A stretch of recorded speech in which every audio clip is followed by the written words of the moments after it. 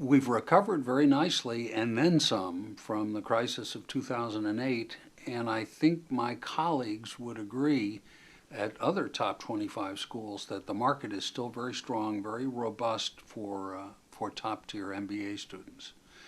That's the first trend, is continued improvement in the job market, which should be great news for prospectives, applicants looking at an MBA. Second trend that we're seeing this year is a continued subtle but inexorable deterioration of interest in financial services. It's nothing dramatic, it's nothing new, but it certainly is sustained over some period of time. At the same time, we're seeing interest by and in tech firms increasing dramatically.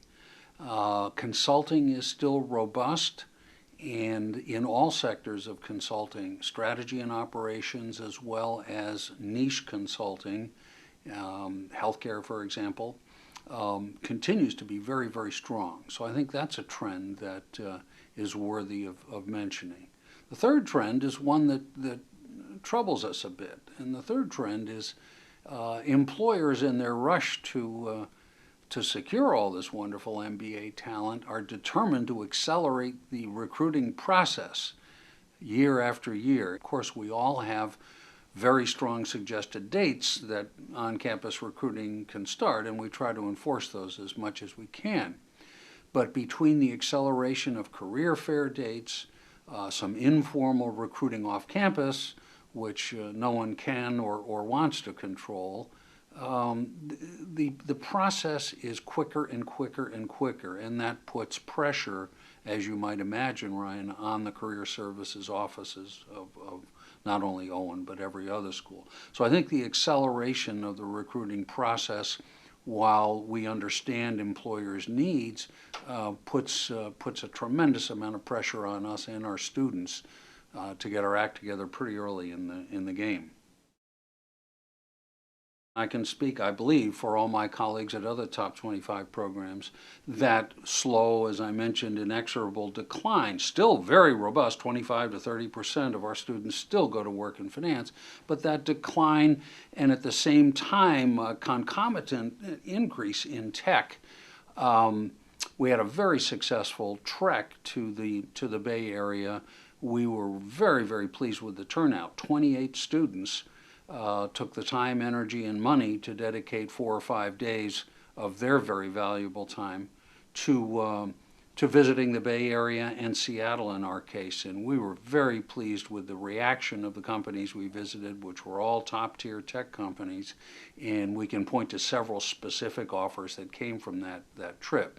So from an employer relations standpoint, you'll see myself and my staff spending more time on the West Coast, in the Pacific Northwest, as well as the Bay Area, and in some cases Southern California, and other pockets of tech, such as Austin, Raleigh-Durham to a lesser extent, and Boston, the Route 128 area, because student interest is there and employer demand is there. So you're absolutely right. The tech industry has certainly come on strong. Consulting is still strong for us, as I mentioned earlier. Not just strategy and operation, but we're beginning to see smaller boutique consulting firms in specific niches beginning to do some structured MBA recruiting, which is very heartening for us. Most of what we see, Ryan, in the tech area is marketing, product management, product design. We haven't yet seen, for instance, human resource demand or much corporate finance demand. I think probably most of the tech companies we deal with are very pleased with their efforts at the undergraduate level in corporate finance and in HR. However, in product design, and as you mentioned, in marketing in general, we're seeing a great demand. And also tech firms are looking for general management people, people who can deal in a fast growth kind of environment, multitasking across disciplines. So they're looking for, in many cases, the best athlete as opposed to the best shortstop.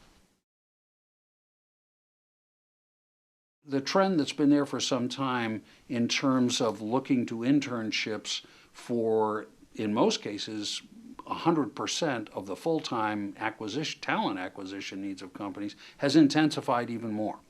I happened to look at a statistic the other day which struck me. When I started in this business in 2010, 22% of our internships converted to full-time offers. Last year, 4 years later, it more than doubled. We were almost at 47%. And I think the same is true of other programs. So companies, in terms of a mega trend, continue to look at the internship as the best way to source their full-time talent. I'm pleased to report that in our case, and again, in this particular case, I can't speak to all of my peers and colleagues at other top 25 programs, but in our case, we continue to outstrip inflation in terms of our average salaries. Now, in many cases, that's due to the mix of jobs. Geography plays an important role. West Coast salaries are higher, and we continue to place more and more people on the West Coast. That part of the mix is very favorable to salaries that, again, accelerate beyond inflation. Bonuses have stayed pretty level, I would say, over the past couple of years. But in terms of base salary, the West Coast continues to reflect very robust demand as well as cost of living. We've all heard the horror stories about the Bay Area and how difficult it is to live there.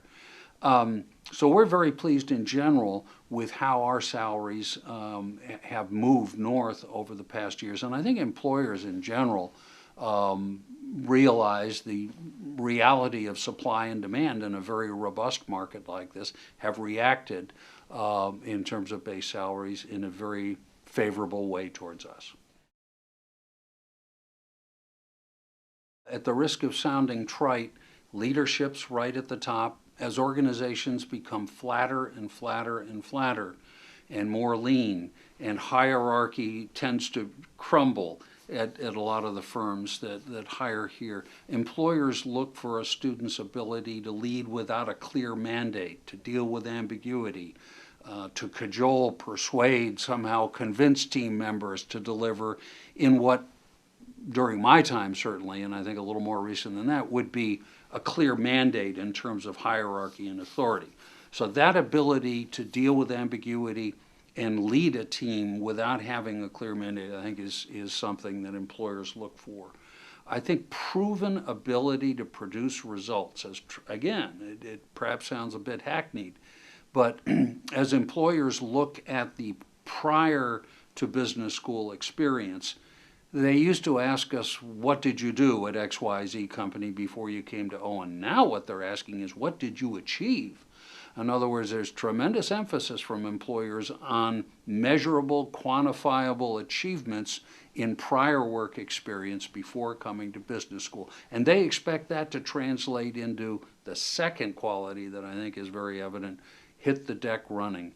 With the salaries that companies are paying MBAs now, particularly top 25 schools, they really don't have time, nor do they have much tolerance for a big learning curve and a long training period. So our employers expect our students to hit the deck running and add value immediately.